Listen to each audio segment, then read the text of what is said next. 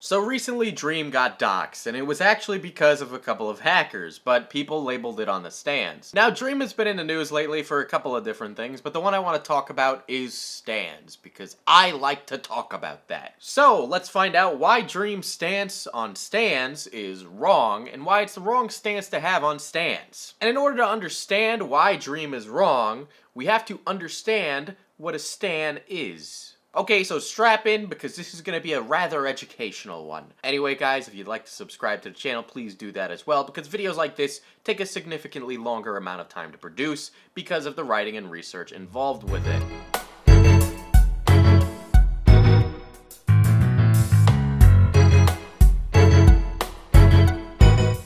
A stan now isn't even what a stan actually is. As we all know, the word stan, is a pejorative. It's a pejorative that originated from the Eminem song Stan. When you watch the music video for this song, you get a much better picture of it. But basically what's happening in the music video is that Eminem, Slim Shady, is describing a man named Stan, who had a very large obsession with Slim Shady. And he did everything from dressing like him to acting like him. And in the song, Slim Shady goes on to explain why being like him isn't necessarily the best thing to do.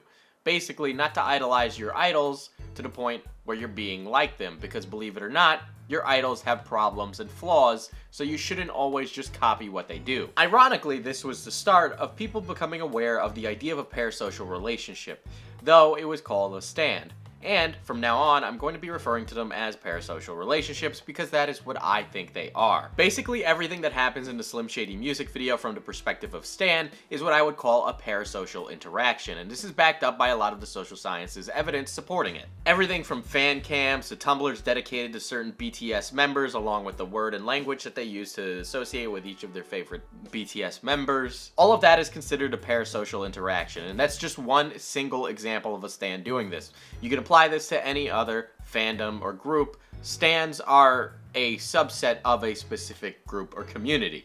All of these terms originate all the way back in 1956, way before the internet was even a thing. Here, Horton and Wall observed how mass media interacted with viewers and figures. This is simply how the viewer perceives their relationship with a celebrity or somebody they see on TV. If I were to really explain what is exactly going on here, it's more like a social sciences and media sciences offshoot of the concept of a cult of personality, or even a cult, which is why that has been something that's been featured on the channel before. Here's a card to a video about a cult. Basically, the kind of interactions that are happening here are roughly the same. What we're looking at is groups of people who are worshiping a certain figure as a god. And I'm using god in a very a-religious sense. Rather, a god in this case would be a figure of worship. And we can apply this to a-religious concepts too. So before the advent of mass media, people developed one-sided relationships with celebrities, people in power, and demagogues. From this, we're able to see how people in power, or people who are of a powerful position like an emperor, a king, etc., are able to manipulate and move commoners to do certain things. This isn't necessarily bad per se, but in modern days we can actually see how less than savory characters can use these things to manipulate people into doing things they necessarily wouldn't want to do. Everything from a modern day Manson family to fringe political ideologies to dangerous or even terrorist groups can all be classified in that. Now, this would be used more specifically for cults. However, we're seeing a lot of the same interaction with stans because they tend to operate more as a cohesive group with a set of beliefs that are more extreme and out there than that of a group that just enjoys something together. There's a specific difference between enjoyment to obsession. It should be mentioned though that stans aren't necessarily an abnormality. Yes, they are a vocal minority, but this would be contrary to the evidence. Evidence tends to suggest in social psychology that this is a natural byproduct. However, there are contesting viewpoints on this, and I will mention that it's pretty much not set in stone. You're going to see a lot of very educated people argue back and forth over the meaning of parasocial relationships, what's constituted as what's okay, what's too far, what's obsession, what's not, and those tend to move back and forth all the time. Regardless, a factor that seems to be consistent amongst all of these is that it builds relationships that are unhealthy. Basically, what we can all really agree on is that we are replacing good, genuine relationships and friendships with one-sided parasocial relationships where only a single person receives the benefits of that relationship. My take on this personally tends to align with Schmidt and Klimt, which say these interactions start as you watching a video and then can become something more over time. It constantly progresses the more you tend to expose yourself to a certain piece of content. Basically, it goes from you being a viewer, a consistent viewer, and can lead to the point where you think you know who I am and you think you know my personality, but you really don't because you don't know who I am off camera. As a result, you develop this relationship where you assume you know me and you think you have some sort of friendship or something along the similar line of that, and we're going to get more into that in a little bit. But basically, with each repeated interaction of this parasocial relationship, you end up deepening the bond between you and the person that you don't know. Now, these things don't exist in a vacuum. I should mention that if you go around and develop parasocial relationships, yes, you can find other people to agree with you and have the same exact relationship with them as you would with anybody else. You can all sit around and worship a certain person together. This tends to develop because they have no dissenting voices in the group, and dissenting voices about the object of worship are generally frowned upon. Let's say, for example, you're a BTS stan of a certain person in BTS. Then you're gonna stan them and hang around other stans who are just like that. Now, if you have something negative to say about that person that you stan, other stans would be offended at that as if you were personally mocking them and the person that they worship. It's the same way of if you're in a group and you all believe a certain thing, you don't say anything bad about it, you don't contemplate it or talk negatively about it. I'm sure if any of you have a religious background, you have similar experiences where the idea of saying something negative about the specific religion could result in you being ostracized from that group or that group treating you differently. Same concept here. What you need to know is that a parasocial relationship fills a social need. Basically, what it's doing is filling a validation, acceptance, and a place of belonging need. And this is all great, Diesel, right? Like, I get it. This is all great, wonderful science that I'm learning here about stans and all that, but what the hell does this have to do with Dream? Well, to understand how the relationship is one-sided, you really have to go back and look at this information, and that Dream doesn't really have a say in how these relationships develop. He thinks he does, but he really doesn't. And really, to understand how a relationship is one-sided and how if it's one-sided you don't have a say in the level of strangeness or closeness associated there, then you really aren't engaging in a proper relationship. It's a parasocial one.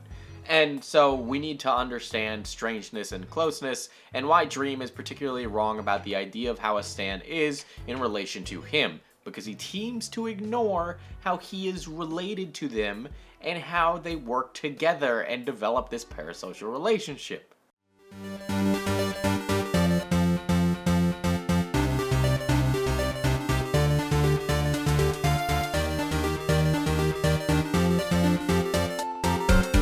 Now, when I say strangeness, it doesn't mean weird. We're not talking about weird at all. Strangeness I am talking about in the social sense. How much of a stranger you are to somebody else. You are a stranger to me because I don't know who you are. However, you would be more close to me, or what you assume is close to me, because you're watching the video of me on your phone or on your tablet or whatever the hell you're watching it on. But to give an example of how strangeness and closeness works in friendships, I'm going to explain my relationship with Teddy and myself. Teddy was featured in this video. Okay, so we're here with a pro gamer. Yes, sir, you're gonna hire me. I like you. Okay, that's good, but like, do you even know who I am? So when you first meet someone, and in this case when I first met Teddy, strangeness was at its absolute maximum. Socially, we were both trying to gauge who the other one is, basically trying to determine what our relationship to one another would be. Are we going to be friends, enemies, rivals? What kind of relationship and social dynamic do I have with you, and how are you going to fit into my life? These are things you're not necessarily thinking about, but they happen in the background. Then, over time, strangeness would end up decreasing because we spent more time together and figured out exactly how our relationship would work, how we would be friends to each other, how we would talk to each other, what kind of jokes we would share together. That strangeness level decreased as we gained more intimacy, more closeness. The thing is, parasocial relationships cannot work like that. In a sense, parasocial relationships kind of operate the same way our brains operate with porn. In a respects, you get a level of intimacy with a YouTuber, a celebrity. Hell, a porn star, you get intimacy in terms of sex. But the person that you're watching never knows who you are. You might know what that adult celebrity's genitals look like, but they don't know what your genitals look like. You don't have that level of closeness. The videos in social media then end up filling you with a different feeling of closeness, one that is not the same as a genuine friendship, which can provide support, care, and more complex things that a video is just impossible, incapable of giving. The issue is that these parasocial relationships end up replacing social interaction, and the result of that is compounding and negative for the person who is on the receiving end of the parasocial relationship. Yeah, they might feel good in the time, but what happens over time is that they might shirk certain social activities, other friendships, because, well, they have YouTube at home, and that's all they really need. For some reason, based on what Dream has said, it's more like he doesn't think it's one-sided, but he can't name, like, all of his subs. He doesn't know who they are. It's physically impossible for him to even have a semi-healthy level of intimacy with that many people. Dream says stans are a group of which I am going to call a cult of personality, because stan groups are cults of personality. But Dream's statement is as follows, and I'm just going to read it verbatim. Stans, a group of people trying to meet other people with similar interests while expressing this interest through shared morals, love, and creativity. The snarky asshole in me would respond to the statement by saying, well, I guess I would also classify Scientology as that, and you know, they're all L. Ron Hubbard stans, right? But I think it goes without saying, I think I've proven this wrong. Just because they all share morals doesn't necessarily mean that's a good thing. Morals aren't necessarily good, they're just a set of values that people collectively have together. Americans have different morals and values than those of people in North Korea. But I think most people would agree, North Korean values aren't that good. This isn't to say they're the same, but that stan groups, cults of personality, can develop morals that are not particularly good for any individual. You know, not only is this not a correct depiction based on what I've read in social psychology and media sciences, but I would also say that these groups are particularly dangerous because the level of groupthink in them is very bad. Not only for the individual, but for society as a whole, especially when we're talking about a democratic society that values individual opinion. As we've seen with many K-pop stans and certain other stan groups, the idea of a object of worship being insulted or criticized is paramount to them insulting a religious figure. That's not good for public discourse. It's just not. But let's go away from the macro level. Why is being a stan or engaging in these groups or becoming too obsessed with a certain celebrity or person bad for you mentally? Now, there's a lot of this, and we could talk about all of this forever, but I'm going to narrow it down to some of the more extreme things. The problem for people specifically with parasocial relationships is that these relationships are substitutive.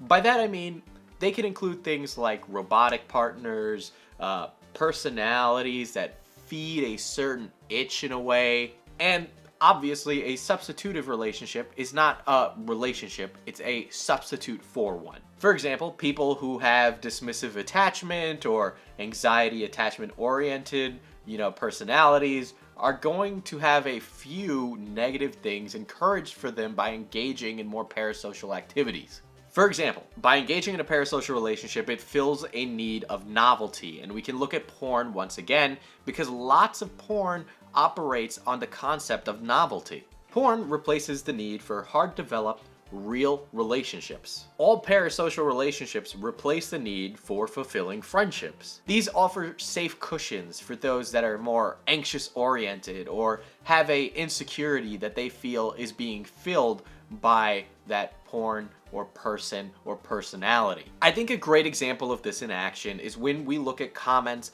like, "Blank stopped me from killing myself," of which I know Shane Dawson has made that joke before.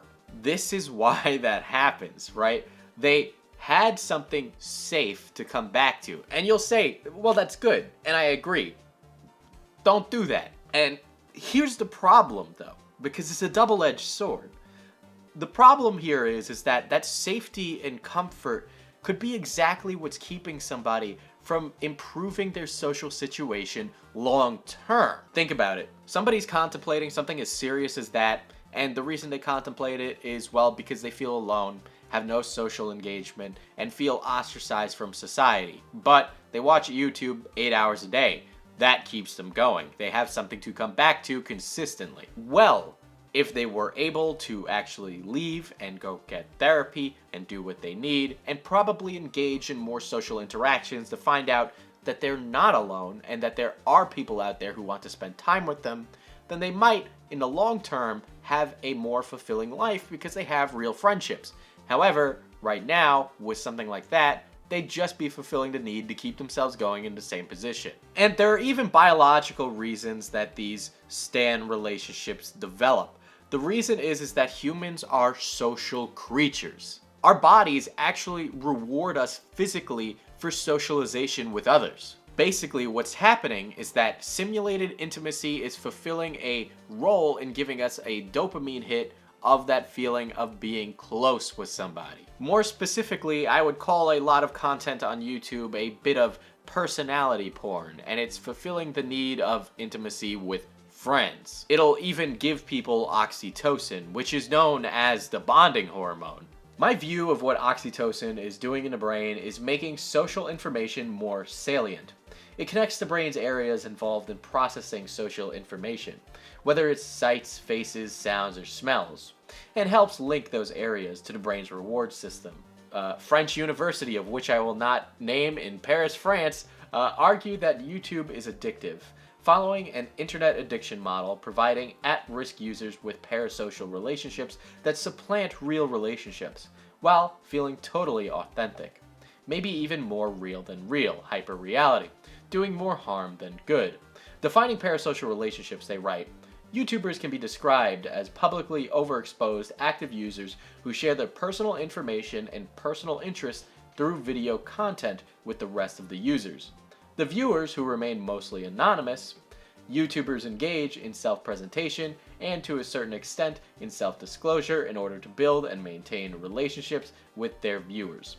However, these relationships between viewers and YouTubers are not classical social relationships, and they are not reciprocal. They can be compared to relationships with traditional television TV characters. To even go further with how Dream doesn't understand how parasocial relationships negatively impact people, let's look at another study.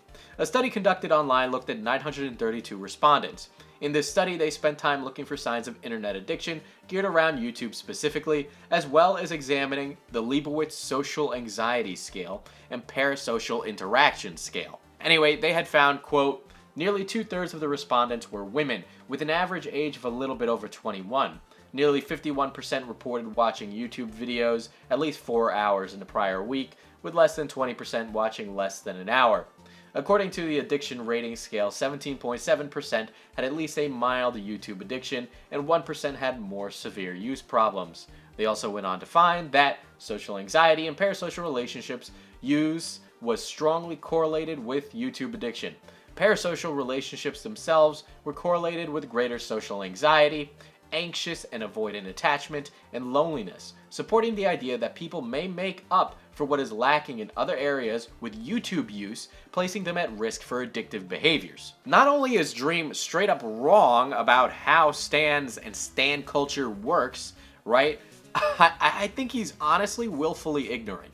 Now, I will say, I'm a bit well read on the subject, a lot more than other YouTubers. But the reason I make YouTube videos about stans semi-frequently is specifically because of ignorant statements like this. You know, I'm not the only one talking about stans now. There's a lot of other YouTubers who have said pretty much the same thing I've said, just, you know, without the papers from people with PhDs. But the thing is that at this point, to be ignorant to what is happening is more like he's being willfully ignorant of what is exactly going on. You know, and the way I look at it is he makes these statements and says these things mainly because he has something to gain from it, because stans are more likely to be whales. We see this with OnlyFans, where a lot of men feel like they are going to get reciprocal, you know, feelings from a woman on OnlyFans if they give enough money.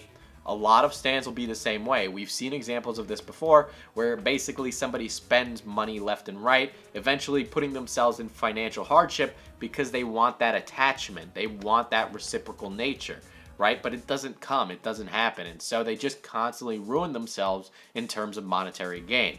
And I think that is why Dream is necessarily saying what he's saying, because there's a lot to be gained in feeding the stan beast.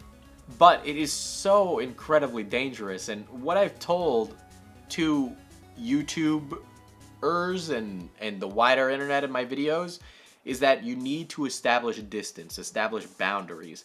These things make a difference in determining how people interact with your content.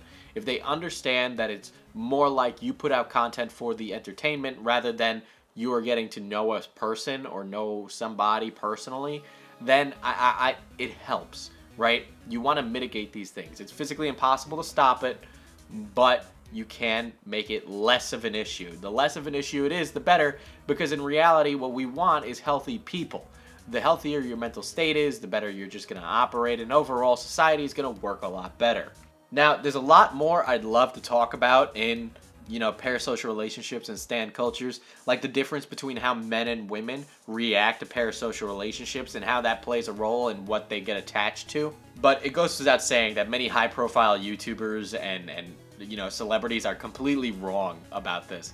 And, you know, it should really give Dream some food for thought. I know he won't watch this video. He has no idea I exist. But, you know, you're watching this and maybe you can get a better understanding of how you interact with people online. You know, it's not necessarily a good idea to make your identity a certain celebrity or person. It can really lead down a bad rabbit hole. And I understand that a lot of people will want to, you know, identify with a certain thing. You know, I get that feeling of belonging, but you can find a sense of belonging without turning yourself into a drone for a group. You know, there's so much more I want to cover. There's the history of stans, you know, famous, what I'd call famous stans throughout history, the role that stans play in child development, you know, why stans tend to be younger, and gender differences between why certain people fall for certain things. You know, there's so much there. There's a lot of research that's there, but it's not under necessarily the same kind of internet language that we talk about. So hopefully you can walk away from this video knowing a lot more about stans and being a lot more educated about these things. Anyway, guys, if you like this video, please like, comment, and subscribe. Do all that stuff. Follow me on social media where I'll continue the conversation about stans. And, you know, be well.